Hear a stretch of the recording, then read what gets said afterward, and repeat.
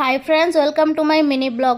দেখো আমরা স্টেশনে বসে আছি। আজকে যাব ছেলেকে নিয়ে ডাক্তার দেখাতে। ছেলেকে ডাক্তার দেখিয়ে বাড়ি ফেরার পথে দেখো মিষ্টির দোকানে চলে গেলাম মিষ্টি খাওয়ার জন্য। দেখছিলাম কি মিষ্টি খাওয়া যায়। তারপর এখানে সবার ফার্স্টে আমি নিয়েছিলাম একটা গজা। ভাবলাম আগে গজাটা খাই, তারপর অন্য কিছু খাওয়া যাবে।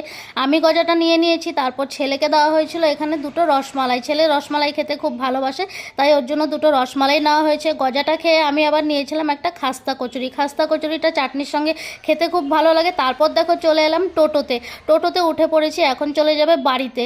বাড়ির যাওয়ার আগে নেমেছিলাম ষষ্ঠীতলাতে। ষষ্ঠীতলা থেকে নিয়েছিলাম দুধ। মুদিখানা দোকান থেকে দুধটা নিয়ে নিলাম সকালের জন্য। তারপর দেখো আবার চলে গেছি ফুচকা খেতে।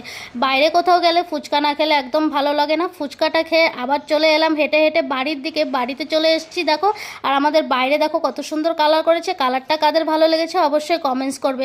দেখো এখানে ফ্রিজে দুধটা রেখে দিলাম ঘরে এসে। আর ভিডিওটা এখানে শেষ করে দিলাম। Tata, bye bye.